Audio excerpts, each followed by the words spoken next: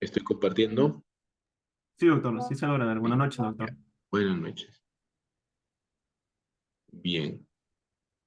Entonces, una vez más, muchas gracias por la invitación. Y eh, vamos a hablar algunas cositas sobre esto. ¿De cuánto tiempo dispongo? De una hora, doctor. Aproximadamente hasta las 8:30 podemos acabar. Ya, sí, es bastante bueno. No es bastante. Eh, una cosita más, me salen mensajes de admitir a gente que está en sala de espera. Ustedes se encargan de eso, ¿no? ¿O tengo que yo estar dando? No, no, doctor, eso nos encargamos nosotros. No se Ya, preocupe. listo. Bien. Bueno, entonces, eh, en algún momento dedíquense a lo que se dediquen terminando su carrera, van a encontrarse con un paciente con abdomen agudo, es decir, con dolor abdominal. Eh, ya sea este abdomen agudo de solución médica o de solución quirúrgica.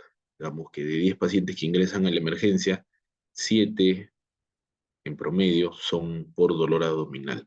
Bien, el tema está, o el key del asunto está en el abdomen agudo, en determinar si es que va a requerir una solución pronta en sala de operaciones o puede requerir una solución solo con manejo médico. Bien, entonces, evidentemente esto eh, no es que este objetivo no lo van a lograr en una noche ni después de haber recibido una charla.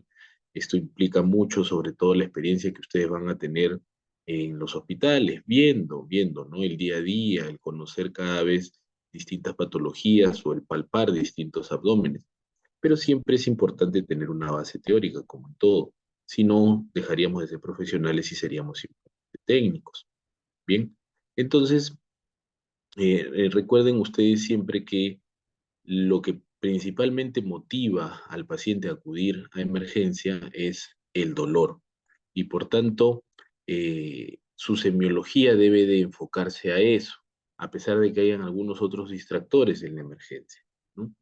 Bien, entonces el dolor abdominal o el abdomen agudo es un problema que puede darse tanto en mujeres, sí, que es tal vez un poquito más eh, retador, y evidentemente en varones.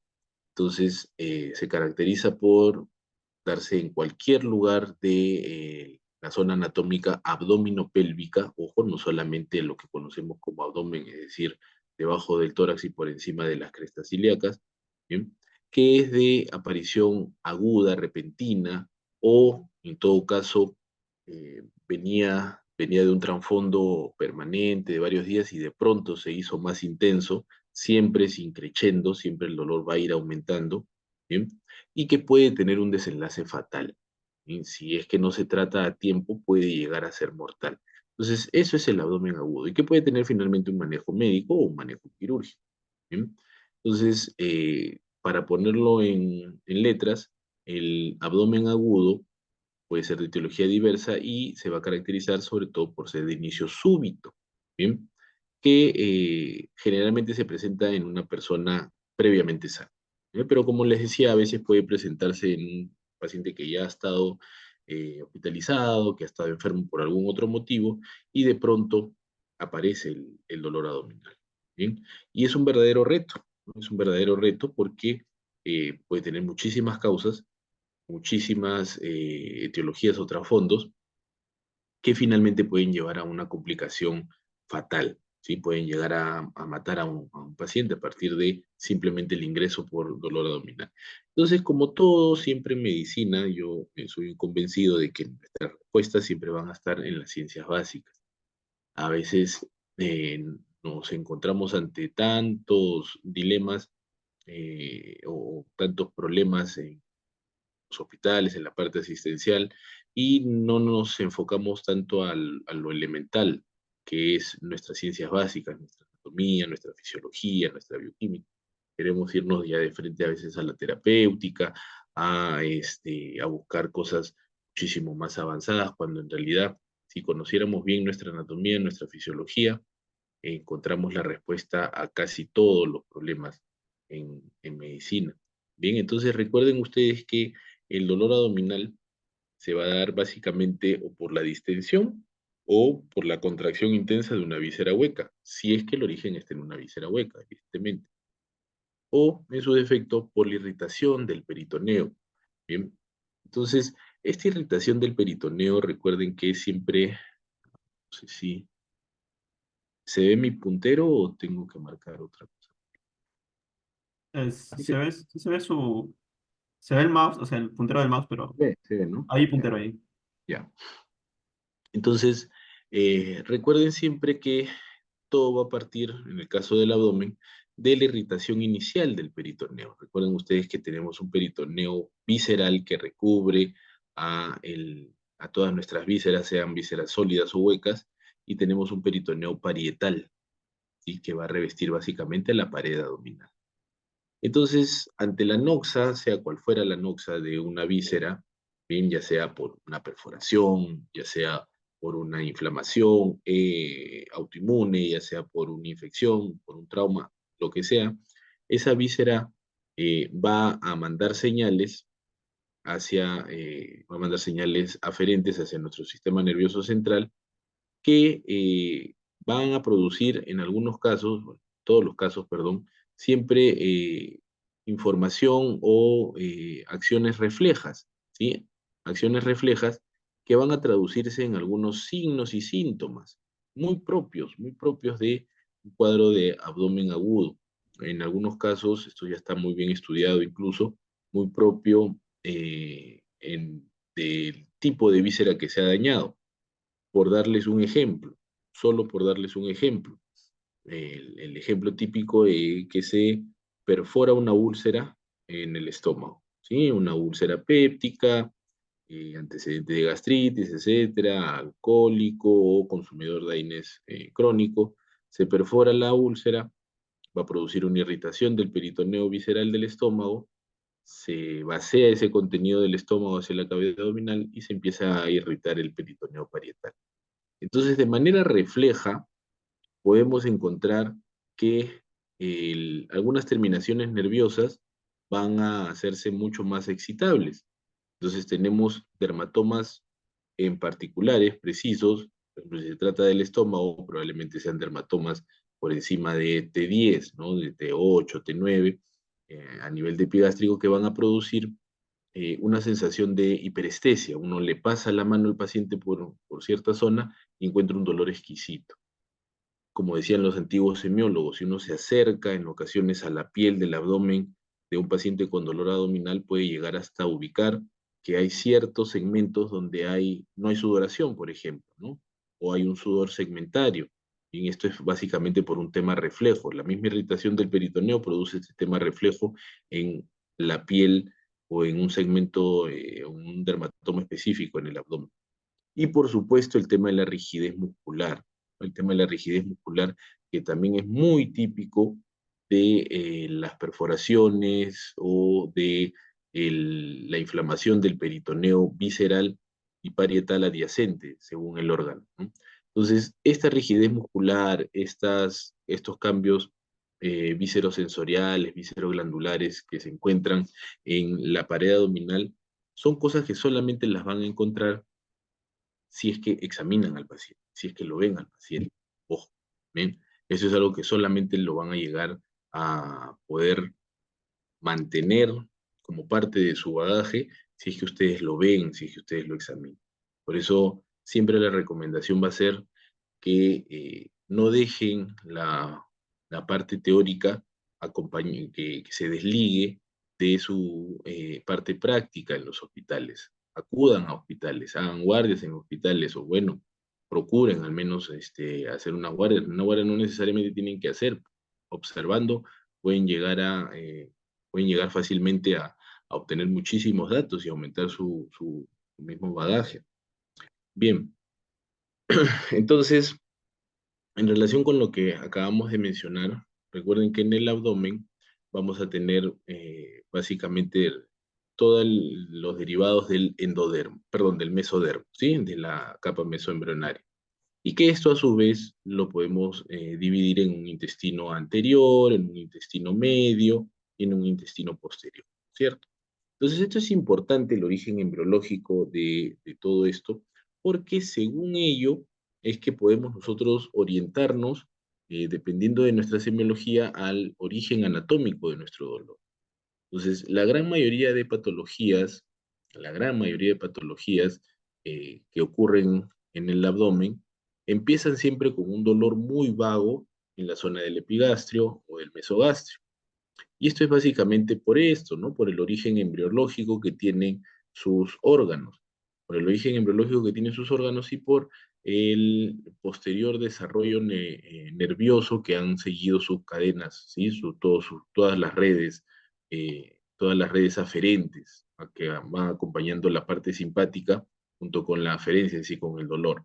Bien, entonces, intestino anterior, intestino medio generalmente se va a presentar inicialmente con un dolor localizado en epigastrio, mesogastrio, ¿sí? Si el paciente viene por un dolor más bien pélvico o un dolor más en hipogastrio, entonces es como para sospechar un poquito más acerca de patología distal, ¿sí? Es decir, patología del colon distal, sigmoides, recto, tal vez vísceras pélvicas propiamente.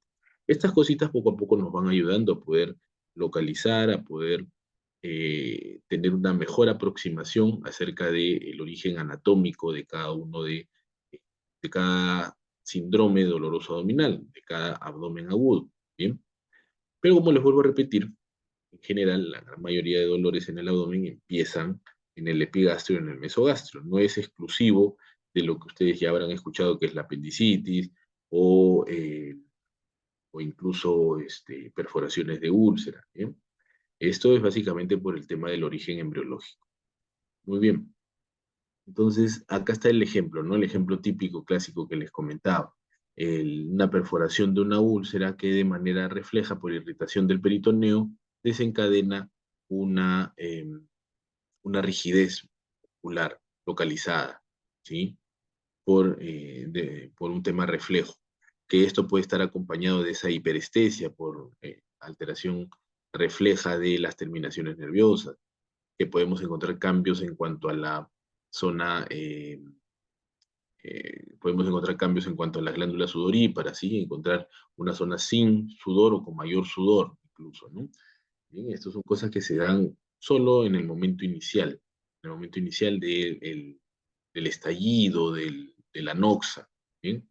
Y que con el paso del tiempo, si es que permanece la noxa, este dolor deja de ser tan vago y producir estas alteraciones reflejas y cada vez se va haciendo más localizado, ¿no? Deja de ser vago, deja de ser un dolor difuso, deja de ser un dolor tipo disconfort, incluso en algunas ocasiones asociado a síntomas vegetativos, ¿sí? Por eso les ponía el esquema anterior de que cómo esa información llegaba hasta el sistema nervioso central y producía también otro tipo de síntomas asociados, generales, la hiporexia, como por ejemplo el desánimo, ¿no? Entonces, un paciente con alguna víscera perforada definitivamente no va a estar feliz, no va a tener ganas de comer, eh, asociado incluso en algunas ocasiones a alteraciones en el mismo gusto, ¿bien? Bueno, luego que pasa eso, el dolor se hace más localizado porque se empezó a irritar ya el peritoneo parietal, no solamente el peritoneo. Y el peritoneo parietal sí es como básicamente producir una noxa directa en, eh, en ese dermatoma o en ese segmento anatómico propio, ¿no? Bien, entonces ahí está, nuevamente, esto es importante que lo tengan presente, el tema del dolor referido también, ¿no? Esto es básicamente por el cruce de algunas informaciones que llegan desde la víscera, que se inflamó, se lesionó por X motivos, y que esta información, aparte de mandar una información hacia el sistema nervioso central, va a mandar información también refleja hacia un segmento de piel, un segmento de la pared abdominal. Bien, esta información en ocasiones no solamente se queda en la pared abdominal, sino se puede ir a otra localización anatómica, como es lo típico en el caso que se inflama la vesícula o el hígado, no solamente produce un dolor en hipocondrio derecho, sino produce un dolor referido hacia el hombro derecho, una omalgia que le llamamos. Generalmente es hacia el lado derecho. ¿Por qué? Por la irritación del peritoneo que recubre el diafragma. la irritación que produce el peritoneo en el diafragma mezcla sus fibras aferentes del nervio frénico, y por eso produce también cierto dolor en cuanto a la distribución de las raíces nerviosas del nervio frénico. Bien, el dolor referido que produce una úlcera péptica, al igual que la pancreatitis, ¿no? Que la inflamación por el páncreas. Ese dolor no solamente se queda en el epigastrio, sino también se puede irradiar hacia el dorso, ¿bien? Hacia la espalda, en la zona dorso-lumbar. Y así tenemos, bueno, el dolor típico del intestino delgado cuando se lesiona, se perfora o se inflama, es un dolor sí muy vago, en mesogastrio. Y hacia la pelvis, como les decía, ya viene algo más distal, ¿no? Hacia la pelvis propiamente. Simoides, recto, ¿ok? Lesiones vesicales, de genitales internos en el caso de la mujer. Algo muy curioso es lo que ocurre, por ejemplo, con el dolor por irritación o por lesión de los uréteres, de las vías urinarias. Ese dolor es muy típico que se inicia en la zona lumbar y se va irradiando hacia la zona inguinal, llegando incluso hasta el escroto, los labios mayores en la mujer, ¿no? Ese dolor es muy típico. ¿Por qué? Por la distribución o por el desarrollo embriológico que va teniendo justamente las vías urinarias, ¿no? Y por la distribución, por todo el recorrido que tiene las vías urinarias, desde que empieza en el abdomen, en la parte más proximal, hasta que llega a la misma pelvis, todo el uréter, ¿no? Es una víscera que va a tener un recorrido bastante largo y prolongado hasta las mismas profundidades del hueco pélvico. Bueno, entonces, con esta introducción en cuanto a al origen o a las bases anatómicas y fisiológicas del abdomen agudo, nosotros ya nos enfrentamos, ok, ante un paciente que tiene dolor abdominal, un paciente con dolor abdominal. Entonces, un paciente con dolor abdominal, ustedes tienen que tener presente estas tres cosas. ¿Bien? Estas tres cosas que finalmente yo las podría reducir a dos.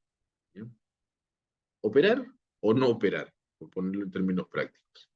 Esto de reevaluar para tomar una decisión, bueno, va a depender mucho de cada tipo de paciente, ¿sí? Pero como términos generales, ustedes tienen que, ya, les llega a su paciente con dolor abdominal gritando, pateando, porque se muere de dolor en emergencia, y bueno, ustedes, después de haber llegado, después de haber examinado, después de haber hecho la historia clínica lo más que se pueda, ustedes tienen que finalmente tomar esa decisión.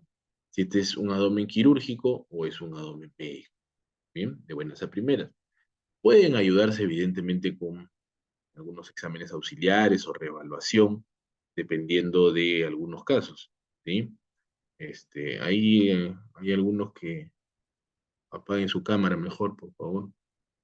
Entonces, el abdomen agudo puede ser tanto, puede tener múltiples causas. Miren, esto para mí Netter lo graficó de manera espectacular entre lo que está a la izquierda de su monitor, que son de causas médicas, como de causas quirúrgicas, es decir, que es necesario que el paciente ingrese a sala de operaciones para poder resolver o necesita de un procedimiento añadido que invada el cuerpo, que invada su anatomía para poder resolverlo. Entonces acá hay algo muy, muy interesante, que los abdómenes agudos médicos pueden tener su origen no necesariamente en el abdomen o en la pelvis, pueden tener su origen incluso en causas extraabdominales. Ténganlo siempre eso presente. Ténganlo siempre eso muy, muy, muy presente, por la alta sospecha y para que no se les escapen algunas cosas. Miren, un infarto de miocardio puede producir un cuadro de dolor abdominal. De hecho, es tan frecuente y cada vez lo escucho más el tema de personas adultas mayores que se quejan de dolor abdominal y ay, que mi gastritis y que porque he comido mucho y he comido mucho en estas fiestas, etcétera, etcétera, cumpleaños y me duele y me duele y me duele mucho la barriga. Le dan omeprazol, le dan omeprazol, les dan bismutol, les dan una serie de cosas y ellos siguen y siguen hasta que llega un momento que ya no aguantan el dolor y el dolor les produce una sudoración muy intensa, fría, sienten que se desvanecen, tienen una sensación de muerte. Van a la emergencia y, oh sorpresa, lo que tenían era casi la mitad del corazón infartado, ¿no? Son esos infartos de base que producen esos cuadros de dolor abdominal. Las neumonías, ¿ok? Las neumonías pueden llegar a producir también cuadros de dolor abdominal, ¿bien? Causas sistémicas pueden producir dolor abdominal. Un ejemplo muy típico es los pacientes con uremia o los pacientes con insuficiencia renal hacen cuadros de dolor abdominal muy intensos, muy intensos, que semejan, incluso algunos se dejan llevar por todo el aparataje y dicen, hoy no, esto tienes que operarlo sí o sí, porque esto tiene demasiado dolor y esto es quirúrgico. Y uno se va a ver los análisis y el paciente está con pues, ciento y pico de urea, con 7, 8 de creatinina. Entonces la uremia de por sí les produce cuadro de peritonismo. Los pacientes con cetoacidosis diabética, de hecho, también hacen cuadros de dolor abdominal muy intensos, ¿bien? Y algunos tipos de envenenamiento, algunos tipos de intoxicaciones, el saturnismo, por ejemplo, son cuadros que producen dolor abdominal muy intenso. El herpes zóster, hematomas, causas traumáticas, son en realidad cuadros de dolor abdominal de origen médico, es decir, que no van a requerir de cirugía. ¿Sí? Y bueno, a lo que nos vamos a enfocar un poquito más es a todas estas causas, ¿no? Que hay que organizarlas para que pueda tener un mejor conocimiento o mejor entrada en cuanto a su bagaje, ¿no? Entonces acá aparece unos conceptos bien importantes. Es tan perjudicial no operar un abdomen agudo quirúrgico como también operar un abdomen agudo médico, ¿ok? Eso es muy importante tener presente, porque el hecho de que le llegue un cuadro de, por ejemplo, pancreatitis, o no vayamos a la pancreatitis, un cuadro de hepatitis, ¿sí? Una hepatitis. Y una hepatitis eh, de esas bastante intensas, que producen mucho dolor y bastante, ponen al paciente en una situación bastante vulnerable. A veces, como hay tanto dolor, el paciente está tan histérico. Entonces, algunos dicen, no, pero esto tienes que operarlo porque esto es una colecistitis y de todas maneras, eh, ¿qué otra cosa más puede ser? Le duele el hipocondrio derecho y míralo cómo está dictérico, si es que no está en colecistitis, está en colangitis, opéralo. ¿Ok? Entonces, algunos cirujanos se dejan llevar por esto y por la premura de no examinar bien al paciente lo acaban operando y bueno, la vesícula está completamente desinflamada, chiquitita, incluso sin cálculos, pero sí encuentra un hígado de este tamañote, ¿no? Bien colestásico. Entonces, haber operado a ese paciente con una hepatitis definitivamente lo va a hundir muchísimo más. Es un paciente que ya tuvo que ser sometido a anestesia, al estrés quirúrgico, porque siempre la cirugía va a ser un estrés, por más poco invasiva que sea, siempre va a ser un estrés. Entonces, es un paciente que digamos, va a tener peor pronóstico para recuperarse, ¿no? Es un hígado que de por sí está enfermo y ahora le has agregado una noxa de anestésicos que va a demorar muchísimo más en depurar y evidentemente lo va a perjudicar más. Entonces, eso es en el caso de que cuando se operan abdómenes agudos médicos, ¿bien? Y por el otro lado, el dejar pasar un abdomen agudo quirúrgico, es decir, a veces subestimar las cosas, ¿no? A veces decimos, no, pero no le duele mucho, no parece que fuera quirúrgico, déjalo en observación, o lo revalúo en un tiempo, ¿no? Y bueno, y esto sigue avanzando, hasta que cuando se deciden a operarlo, ya es demasiado tarde, ya entró el paciente en un punto de no retorno, vamos a ver ahora en los ejemplos, y pasó su momento, ¿no? Pasó la oportunidad de haber sido operado sin mayores complicaciones. Bien, entonces siempre tengan presente esto. ¿Cuándo yo es que voy a decidir, me vuelvo a repetir, cuándo es que yo puedo tener la certeza o puedo sentirme confiado de que ya esto es médico y esto es quirúrgico? Eso solamente lo van a lograr viendo más pacientes, haciendo su práctica diaria, observando, palpando abdómenes, pero sin dejar de leer. Ojo, siempre háganse la costumbre de leer. Eso es algo que nunca deben de perderlo. Entonces, causas de abdomen agudo médico, miren toda la cantidad de causas de abdomen agudo médico, toda la cantidad de causas de problemas que no necesitan entrar a sala de operaciones para poder resolver el dolor abdominal, pero que sin embargo, ojo, producen cuadros de cuadros muy aparatosos de dolor abdominal. Bien, o sea, acá es parte de lo que les comentaba, las neumonías, insuficiencias cardíacas, eh, las uremias, complicaciones de la diabetes, ¿bien? La enfermedad por anemia de células falciformes, eso causa también cuadros de abdomen agudo muy intensos, dolores muy intensos en los pacientes que hacen las crisis, ¿sí? Algunos tipos de leucemias, ¿bien? Y las misceláneas también, ¿no? Como comentaba, miren, incluso cuadros psiquiátricos, ¿bien? Que pueden causar cuadros de abdomen agudo. ¿Bien? Ok, entonces el abdomen agudo lo podemos dividir, ya habíamos dicho, en médico y quirúrgico, ¿no? Básicamente el médico es cuando no hay inflamación del peritoneo, pero causa un cuadro incluso al examen físico como si semejara una irritación peritoneal, ¿no? El típico signo de Bloomberg puede estar hasta presente en el cuadro de abdomen agudo médico. A eso le llamamos peritonismo, ¿bien? Que puede tener un origen abdominal, extraabdominal o incluso ser sistémico. Ya hemos visto las posibles causas de esto, ¿no? Y por el otro lado, lo que más nos compete hablar ahorita, que es el quirúrgico, que podemos dividirlo en estas cinco causas: inflamatorio, hemorrágico, obstructivo, perforativo y vascular. Algunos simplemente lo dividen en inflamatorio, hemorrágico y obstructivo, ¿no? Porque el vascular y el perforativo el vascular lo ponen junto con el hemorrágico, el perforativo lo pueden incluir en el inflamatorio. Lo cierto es que el abdomen agudo quirúrgico en muchas ocasiones no es solamente uno de ellos, ¿no? A veces se tiene más de uno de ellos solapados o traslapados. Bien, entonces, ahí está, abdomen agudo quirúrgico, ¿ya? Muy importante siempre tener presente esto, que ante todo somos humanos y estamos siempre muy susceptibles al error, muy susceptibles al error. A veces dicen, pero no, es imposible que un médico se equivoque, no. No, Tito, antes de ser médicos somos seres humanos y estamos muy susceptibles al error. Ahora, sobre todo que hay tantos avances, en realidad somos cada vez más susceptibles al error.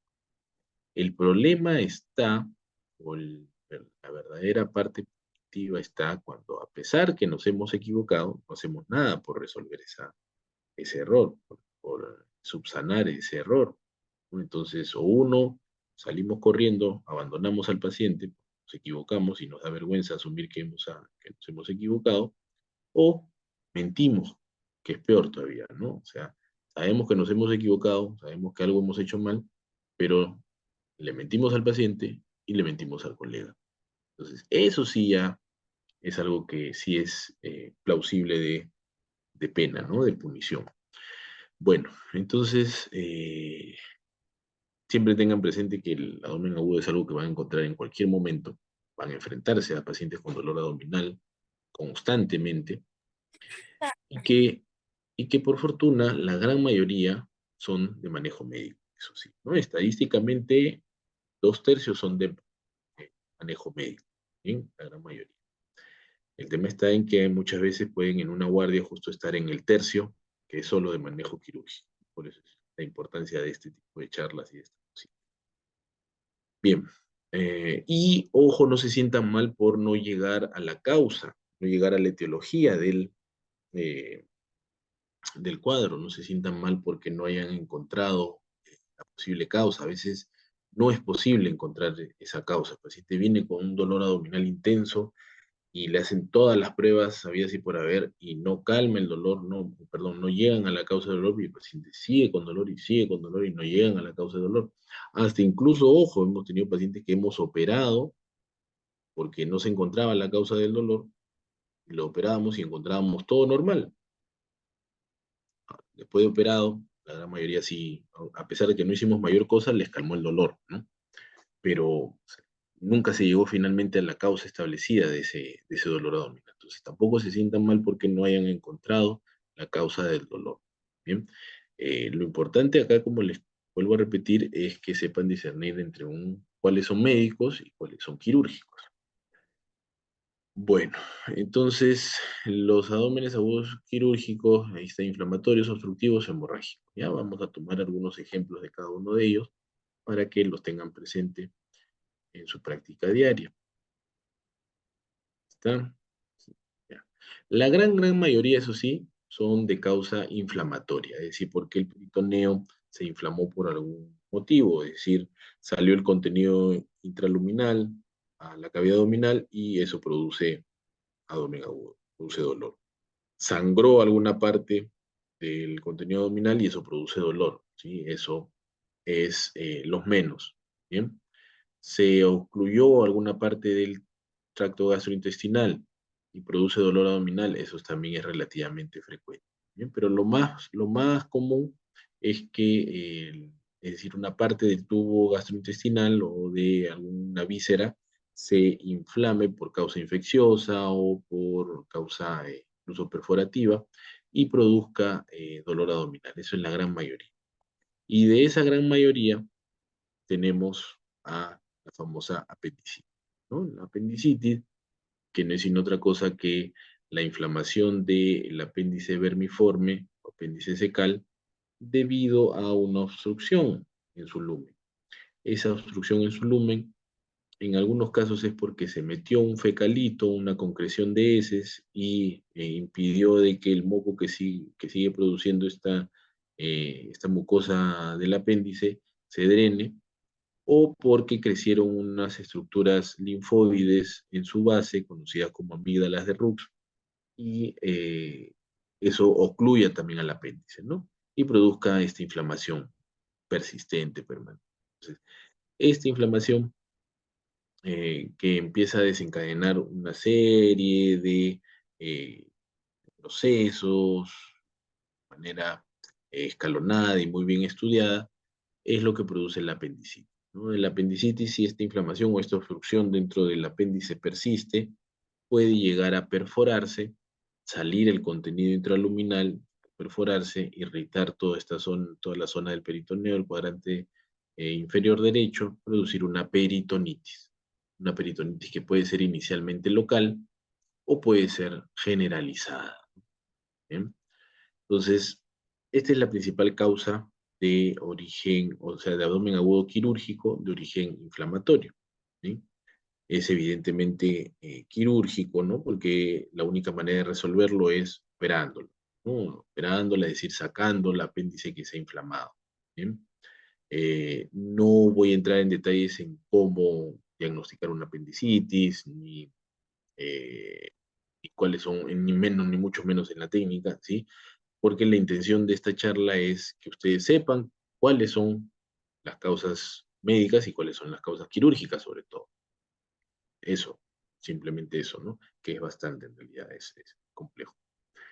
Bien, entonces el apéndice finalmente, el apendicitis se puede resolver de manera quirúrgica corta al clásico o por la vía laparoscópica también, ¿no? Que es en realidad lo que hacemos ya ahora en la gran mayoría, ¿no? La laparoscopía es un tipo de técnica quirúrgica para poder hacer algún tipo de procedimiento dentro de la cavidad abdominal. Bien, yo diría que el 90% de apendicitis ahora se operan por vía laparoscópica, de hecho, ¿no?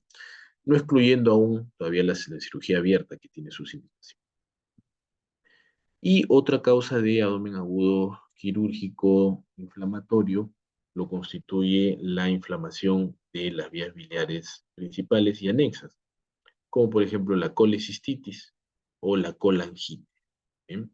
Básicamente inflamación en la vesícula biliar a causa de la obstrucción que produce un cálculo, un lito en su interior.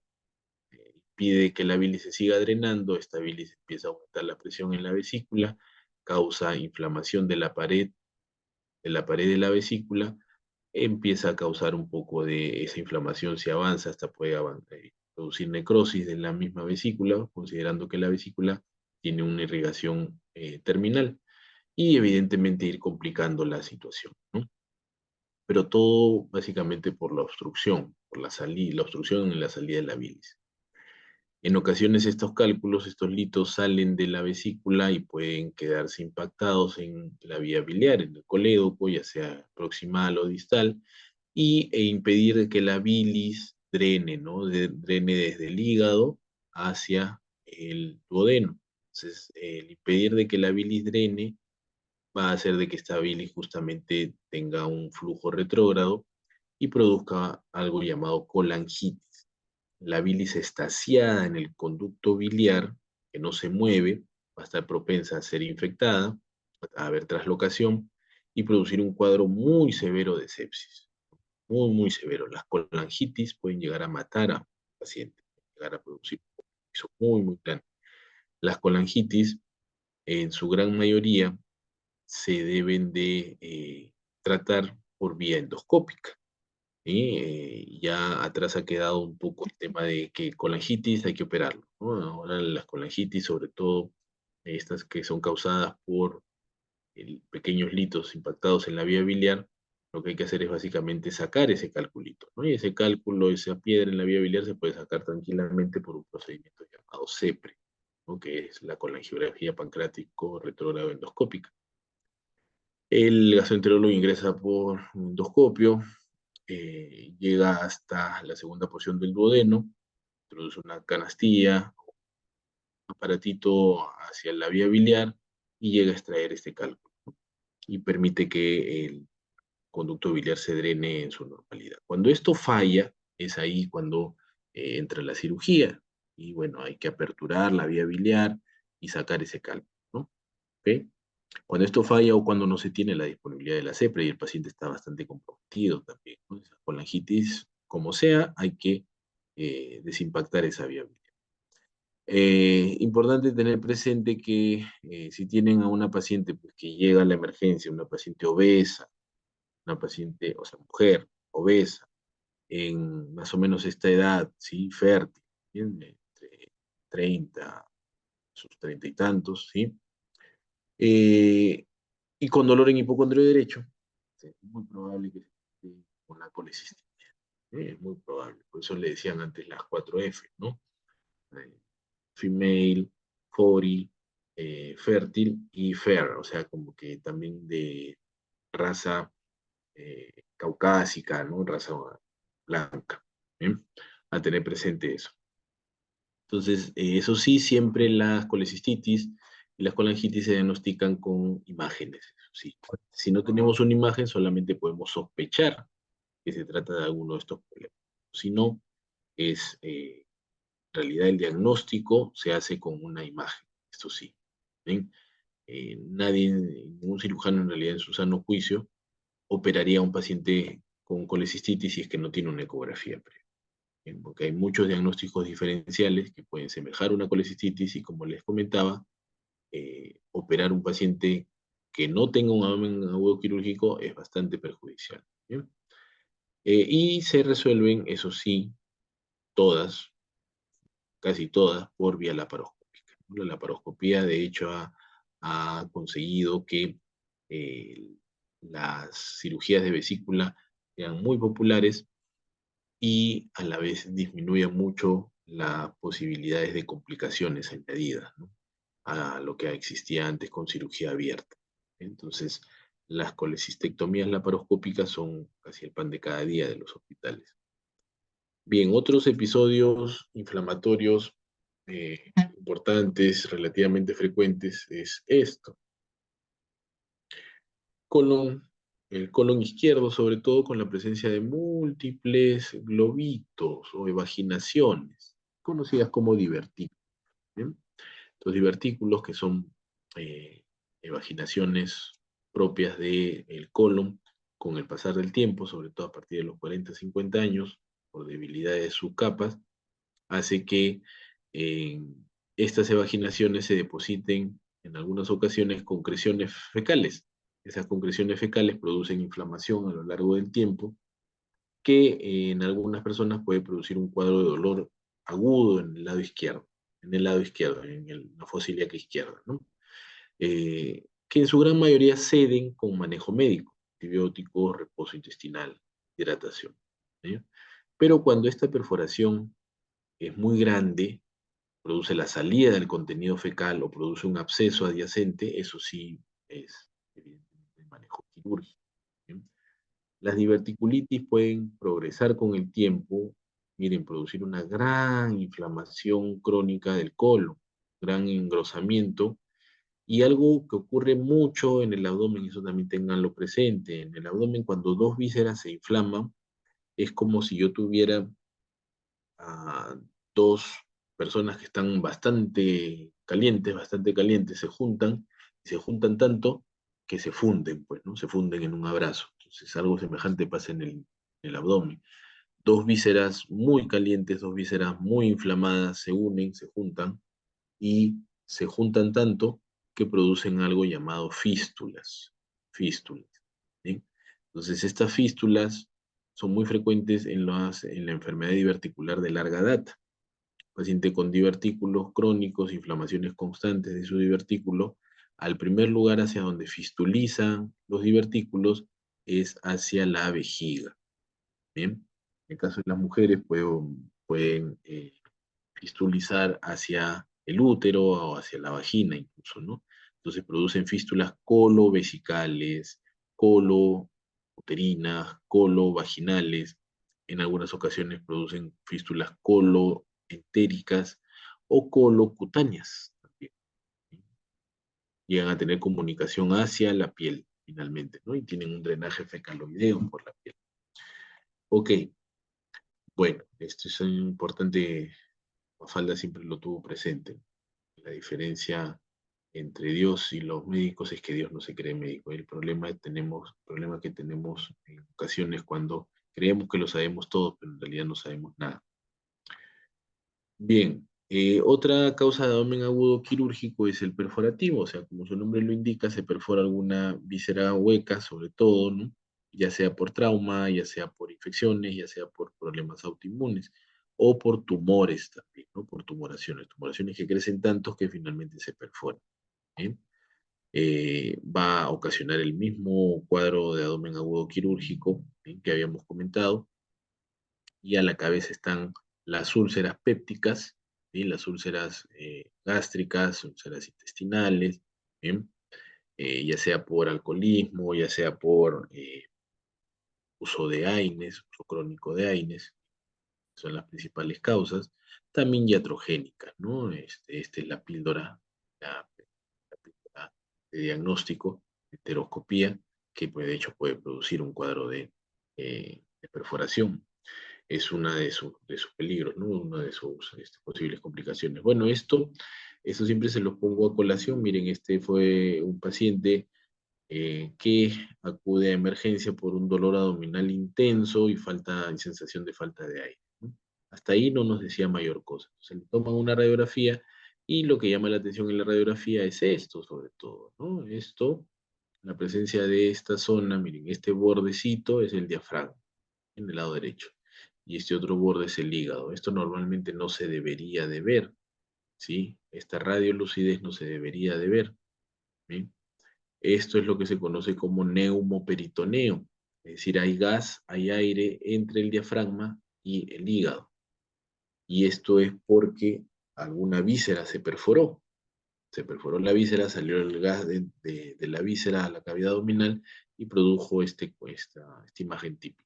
Este es un tipo de imagen que ustedes donde la vean, tienen que decir, ay, no, llama al cirujano, sí o sí. Acá ya no hay más que pensar. ¿Bien? Entonces, le tomamos una radiografía de abdomen, ¿bien? A raíz del neumoperitoneo ampliamos esto y se apareció esto. Apareció esto hacia la zona pélvica. Entonces, evidentemente, este paciente tuvo que ingresar a la sala de operaciones. ¿De qué se trató eso? Nada más y nada menos que de un vaso. Paciente con ingreso de cuerpo extraño por el recto, intentó un amigo sacárselo, al momento de querer sacárselo lo rompió y eso le perforó el recto, evidentemente, ¿no? Y por eso ese cuadro de dolor abdominal tan intenso. Bien, y así como estas cosas, hay una serie de cuerpos extraños que retiramos de emergencia y que producen, de hecho, cuadros de dolor abdominal a veces bastante severos, cosas inimaginables. Muy bien, seguimos, ven, acá es clarísimo, ven el neumoperitoneo, una imagen radiológica de neumoperitoneo bastante típica. Son imágenes que nunca deben de olvidarse, sea que la vean. Neumoperitoneo, perforación de víscera hueca. salvo que sea, bueno, un nuevo peritoneo posoperatorio, normal. Bien, otra causa son los obstructivos. Ya vamos avanzando. Quisiera que se... Eh, el obstructivo, básicamente, algo creció, algo apareció dentro de la luz de alguna parte del tubo digestivo y produjo que la parte proximal del tubo digestivo proximal a la obstrucción se distienda y la distal colapse. Entonces, la primera causa de obstrucción abdominal son las bridas y adherencias. ¿Bien? Esto de bridas y adherencias son eh, estructuras que aparecen después de una cirugía, ¿no? Después de una cirugía abdominal previa. O sea, para que hayan bridas y adherencias, en su gran mayoría, tiene que haber habido una cirugía previa. La segunda causa son las hernias y la tercera causa son los tumores, ¿bien? Salvo en la sierra de nuestro país, donde la segunda causa son los volvos, ¿ok? Entonces, siempre tengan presente esto con la obstrucción intestinal, ¿ya? No estoy seguro si en el curso que están teniendo ahora tienen un tema de obstrucción intestinal. Bueno, igual no es que voy a dar una clase de obstrucción intestinal, pero siempre me parece importante recalcarles esto de acá. La obstrucción intestinal mata. La obstrucción intestinal hay que diagnosticarla pronto y hay que darle un tratamiento pronto también. ¿Eh? Porque con la obstrucción intestinal sí ocurre ese pequeño detalle que si lo operamos muy tarde, ya no hay vuelta que darle. El paciente ya entró en un punto de no retorno y es muy probable que no pueda salir cuando estamos, por más que resolvamos el problema, ¿no? Y a veces es demasiado tarde. Entonces, algo obstruyó, algo, X, tumores, cuerpos extraños, algo que se perforó, algo que por fuera está abrazando el intestino, lo que sea, está obstruyendo el intestino. ¿Bien? Entonces, todo lo proximal, que el intestino no va a parar, va a seguir queriendo empujar su contenido, va a seguir produciendo moco, la bilis va a seguir produciéndose, la, ese, ojo, no, la bilis va a seguir produciéndose, la saliva también, el jugo intestinal, todo va a seguir produciéndose y va a producir esta gran distensión en la parte proximal. Entonces, ese líquido que se sigue produciendo va a tender a traslocarse. Todo líquido que está en una cavidad dentro de la anatomía del cuerpo y que está estaciado y que no se mueva, va a tener tendencia a infectarse, ¿sí? A translocarse. Entonces, más en el intestino hay un sobrecrecimiento bacteriano, entonces aparecen los famosos niveles, ¿no? Entre aire y líquido, ¿bien? Todo este contenido de bacterias intraluminal se transloca hacia la circulación linfática venosa y produce una sepsis tremenda, brutal, ¿ok? Por eso la importancia de resolver pronto la obstrucción. ¿Bien? Porque la obstrucción puede pasar de tener toda la contaminación dentro del abdomen a ser algo sistémico. ¿Bien? Las obstrucciones son verdaderas emergencias que hay que solucionarlas pronto. Le vuelvo a repetir. Imagínese tener pues 1, 2, 3 metros de intestino delgado cuyo contenido no avanza y está estaciado, ¿no? Imagínense toda esa cantidad de contenido dentro del intestino, de líquido, que está infectándose, que está empezando a producir más y más toxinas, esas bacterias, con alta probabilidad de pasar a la circulación general, ¿no? Por aumento en la permeabilidad de la pared, etc. ¿Ok? Entonces, a tener presente siempre eso. Estas son las bridas y adherencias, ¿no? Las adherencias son tejido en crecimiento de tejido conectivo que se produce entre una víscera y el peritoneo, o entre víscera y víscera. Esto es porque ha habido una cirugía previa, ¿no? Las adherencias no tienen vascularización, a diferencia de una brida es como si fuera una adherencia que se ha condensado bastante y ha producido todo un cordón. Las bridas generalmente sí tienen vascularización, ¿ok? Bridas y adherencias. Esto es un problema muy frecuente en nuestro medio, ahora la obesidad, que es una cosa endémica, y cada vez tenemos más pacientes obesos en emergencia, y en particular, esta es una causa relativamente frecuente de obstrucción. Si lo vieron con detalle, bien, si no acá se los amplío, la hernia umbilical. Una hernia umbilical en una paciente obesa que produjo un cuadro de obstrucción intestinal. O acá, miren la gran distensión que hay, la gran distensión abdominal producto de una hernia inguinal, ¿ya? Causas relativamente frecuentes de obstrucción. ¿Sí? Entonces, una obstrucción intestinal, que produce un cuadro de abdomen agudo quirúrgico, una buena aproximación al paciente con obstrucción intestinal es solicitar una radiografía de abdomen simple, de pie. Esto nos da muchísimos datos, muchísimos datos. Una buena radiografía de abdomen simple de pie, bien leída, nos da muchísimos datos. Y a veces no necesitamos recurrir a lo siguiente, que son las tomografías. ¿Ya? Muy bien, vamos a pasar un poquito de eso. La intususcepción también es una causa no tan frecuente de obstrucción intestinal, ¿sí? Es cuando el mismo intestino se recoge sobre sí mismo, ¿no? Intususcepción y los vólvulos, ¿no? Esto sí es muy frecuente en nuestra sierra, Cayo, Huancavelica, Huánuco, Ayacucho, Purímac, son zonas donde hay muchos casos de vólvulos de sigmoides, es decir, con los sigmoides se tuerce sobre su eje y produce estos cuadros de obstrucción intestinal que tienen que ser resueltos pronto, vienen emergencias, sí, los pacientes, sobre todo en épocas de cosecha. Entonces hay que operarlos pronto, pues llegamos a sacar así semejantes llantas, tal cuales. Y eso, he tenido oportunidad de operar vólvulos bastante más grandes que esto.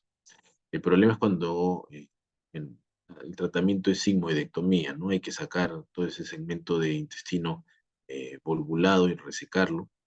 El problema es cuando llegan a estos casos, ¿no? Llegan a una necrosis tremenda. Entonces, cuando llegan a este extremo, generalmente ahí está lo que sí les comentaba, ¿no? El tema de el punto de no retorno. Fíjense todo el contenido que está acá que no ha salido, ¿sí? Todo este contenido ya ha producido necrosis del intestino. Esto definitivamente se ha traslocado a la circulación general. Ese paciente está tóxico, muy venido a menos, con altas posibilidades de morirse. ¿Eh? Y ni qué decir si se ha perforado, ¿no? Bien, el último es el abdomen agudo hemorrágico. El caso típico acá es de una mujer fértil que de pronto llega a la emergencia porque se desmayó. ¿Sí? Se desmayó de pronto. Entonces, le examinan y está taquicárdica, hipotensa. ¿Qué fue lo que pasó? El- la principal causa de esto es un embarazo ectópico roto, es decir, un cuadro en el que el embrión se depositó generalmente en la trompa y evidentemente no era su sitio de implante, rompió la trompa y produjo una gran hemorragia pélvica. Eso es muy típico, la historia clínica del embarazo ectópico roto, ¿no? La mujer joven, en edad fértil, que llega a emergencia, pálida, taquicárdica, hipotensa. Ahí lo primero que deben de sospechar es en embarazo ectópico roto. Otras son las causas traumáticas, que evidentemente causan intensas, ¿no? Traumas hepáticos, aneurisma de aorta, que son casi todos fatales, casi una gran mortalidad. ¿Bien? Ok, entonces, ya para ir terminando, tengan presente siempre que hay un porcentaje de pacientes con abdomen agudo que no van a encontrar la causa. Que tienen de por sí una clínica bastante bizarra, poder dilucidar. ¿Sí? Entonces, la meta no es que lleguen a un diagnóstico, como le digo, sino lo importante es discernir cuál es médico y cuál es quirúrgico. Bien. Vamos a pasar un poquito esto, ¿ya? Entonces acá está con lo que habíamos iniciado, ¿ya? De lo que deben de hacer, operar o no operar. Es muy importante su historia clínica y su examen físico. El 80% de un diagnóstico, hasta el 90% de un diagnóstico está en la historia clínica y un buen examen físico. El resto es para ayuda o para corroborar su diagnóstico. ¿Bien? Entonces, es muy importante su semiología, la semiología del dolor, llegar a determinar en base a los datos que hemos dicho anatómicos, fisiológicos, embriológicos, cómo es el dolor, cuándo empezó, dónde empezó, se irradia o no se irradia, el tipo de dolor, si está asociado a algún otro síntoma, ¿okay? Si hay algo que lo agrava o algo que lo mejora. ¿Bien? Entonces, y si a eso le suman su clínica, o sea, después de hacer una buena historia clínica, lo corroboran con su examen físico, pues llegan al diagnóstico en una gran mayoría de casos, ¿ok? Ahora, hay casos un tanto particulares, vamos a ver esto un poquito, ahí está, hay casos un poquito particulares en que, perdón, que sí es necesario echar mano de exámenes auxiliares, como vamos a ver en un momento. Como ayuda a esto, siempre, perdón, ya, como ayuda a esto, siempre tengan presente que hay muchos signos que son muy típicos de algo quirúrgico, ¿no? Por ejemplo, si el paciente les acude a emergencia y les dice que de pronto les apareció un bulto, entonces eso lo más probable es que no sea de manejo médico, sino sea algo quirúrgico. O sea, apareció de pronto una tumoración, probablemente se trate de una hernia. Y las hernias no se tratan con medicinas, con pastillas, las hernias siempre se operan. ¿Sí? Que haya que haya la reacción peritoneal, ¿no? Que haya su signo de lumbar positivo, ¿no? Eso también es muy típico de algo quirúrgico. Que vean una distensión abdominal en la que una parte del abdomen es más grande que otra, eso también casi invariablemente es de causa quirúrgica. Bien, que el abdomen esté tenso, tabla, pétreo y doloroso, eso, la gran mayoría de veces eso es quirúrgico siempre, ¿no? Hay pacientes que uno les toca el abdomen, por eso es importante que ustedes traten de tocar la mayor cantidad de abdomen posibles, les toca el abdomen y está duro, duro, tenso. Y dice, señor, tranquilo, relájese, por favor. Dicen, pero doctor, no, yo estoy tranquilo, estoy relajado, ¿no? Obviamente con dolor, pero estoy relajado. Y es porque en realidad ya hay una rigidez en tabla, una rigidez muscular eh, refleja, tensa, ¿no? Producto de la irritación peritoneal que está viendo subyacente. Y hay algunas cosas que no necesariamente son asociadas a un cuadro de abdomen quirúrgico, ¿no? Ahí las tienen, la taquicardia, el hecho que haya fiebre, ojo, no quiere decir de que sea algo quirúrgico, ¿ah? Fiebre puede aparecer en cualquier caso de abdomen agudo médico, ¿ya? Vamos a dejar esto por un momento, ¿ya? Y esto es, esta, esta, esto, ¿no? Entonces, les decía que hay situaciones especiales en que uno sí tiene que echar mano de imágenes, de exámenes auxiliares, ¿no? Es muy difícil, por ejemplo, determinar a veces si es quirúrgico o médico, si es en los extremos de la vida, ¿no? Si es un recién nacido o es un anciano. Las pacientes gestantes también, ¿no? Es a veces complicado por el cambio anatómico de las estructuras abdominales que ha producido el crecimiento del útero, ¿sí? Los pacientes psiquiátricos o que no tienen conciencia o están intubados, por ejemplo, están en UCI, ¿sí? O están tequeados, no hay un nivel de conciencia adecuado que te diga si yo le palpo una parte del abdomen y haya dolor, ¿no? Invariablemente ellos no te van a decir que tienen dolor, simplemente han venido menos o algo ha cambiado en sus parámetros fisiológicos y eh, puede haber un cuadro de abdomen agudo de fondo. Entonces, esos pacientes o inmunosuprimidos, ¿no? A veces están perforados, tienen el ilium perforado por alguna tifoidea, por alguna eh, complicación propia del HIV, y están perforados, pero no tienen dolor, no hacen una cosa muy aparatosa, ¿no? Entonces, en esos pacientes sí es necesario, son situaciones especiales, es necesario echar mano de exámenes auxiliares como ecografía, tomografía, resonancia, para estabilizar la que se encuentra el paciente. Entonces, esta debe ser su pirámide de evaluación o de aproximación ante un paciente con abdomen. ¿No? Lo más importante, la base, importantísimo, lo que casi siempre le va a llegar al diagnóstico, una buena análisis y examen físico. Y según esto pasamos a exámenes auxiliares y luego, bueno, ya hacia cosas cada vez más invasivas, ¿no? El lavado peritoneal puede dar algunos datos en ocasiones y si no, finalmente la cirugía, sea por la paroscopía o la paroscopia. Ok, muy bien. Eh, Vamos a ir terminando. ¿Ya? Este concepto también es muy importante. Recuerden que el paciente llega a la emergencia porque le duele y porque hay dolor. Entonces, no es humano, no es correcto seguir teniéndolo al paciente con dolor, ¿no? Y estar con el tema este de que no te puedo poner nada para el dolor hasta que te vea el cirujano. Eso no es así, no es cierto, ¿ya? Si el paciente está con mucho dolor, calmen el dolor. El hecho de calmar el dolor no va a cambiar el curso de la patología. O sea, que el hecho que yo le cambie el dolor, la apendicitis no se va a curar. O sea, el fecalito no va a salir porque le calme el dolor. ¿Sí? El hecho que yo le calme el dolor no va a hacer que el cálculo de la vesícula salga también de la vesícula y permita el pasaje de bilis. Entonces, calmen el dolor. ¿Ya? Eso es importantísimo. Ahora, evidentemente, la analgesia debe ser una analgesia suave, pues no le van a poner de frente fentanilo para calmar el dolor o morfina. Entonces, se va de menos a más. Es importante calmar el dolor. El paciente habiéndole calmado el dolor, la ansiedad que le produce el dolor, es más fácil de examinarlo también, es más fácil de sacarle más datos en el examen físico, es más fácil de poder conversar con él y poder preguntarle.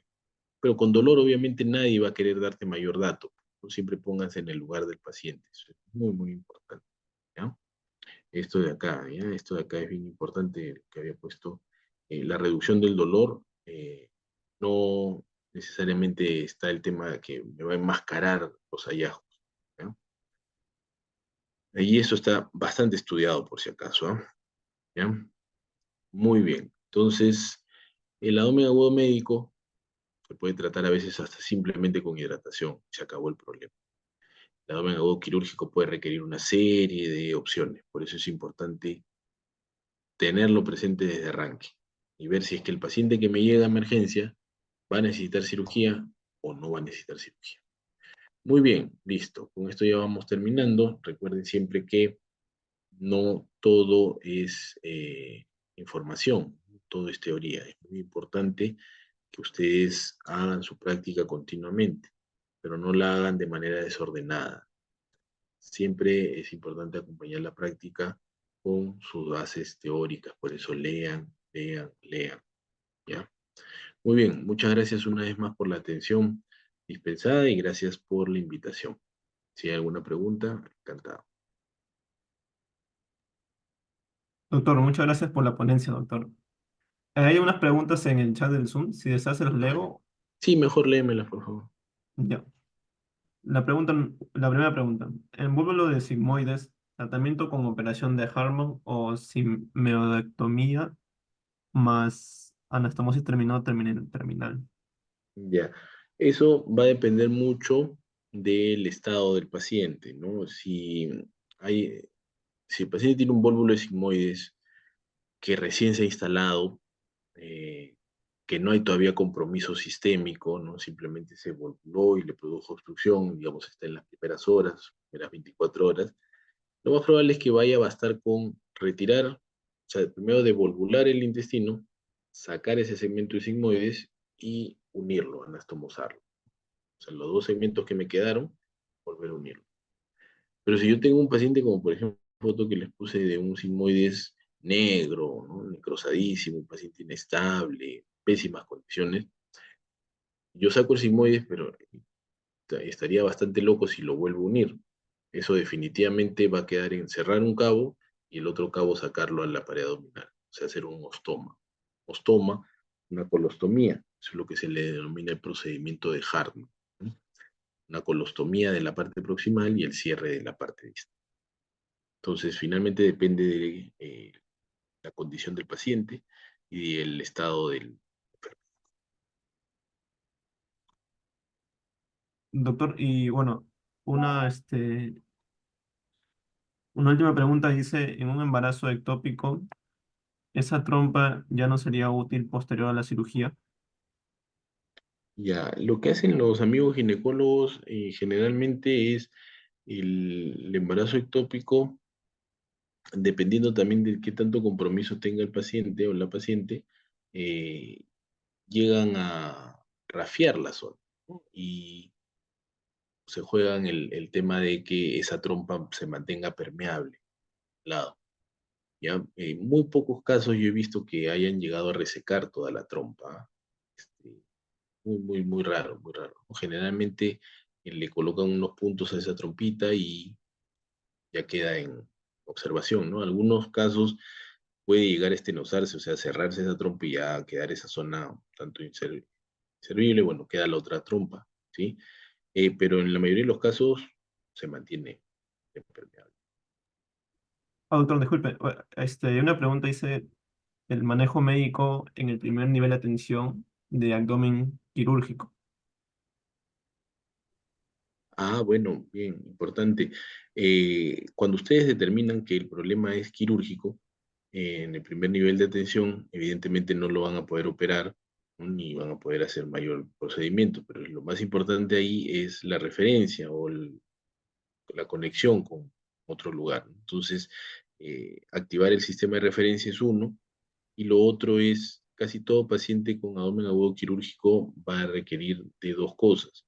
Uno, una buena hidratación, tienes que manejar la sepsis, ¿bien? Una buena hidratación, el inicio de antibióticos endovenosos, ¿bien? Y dependiendo del origen, colocar una sonda nasogástrica, ¿no? Para poder descomprimir el aumento de presión que pueda estar ocasionando si que se trate de una obstrucción.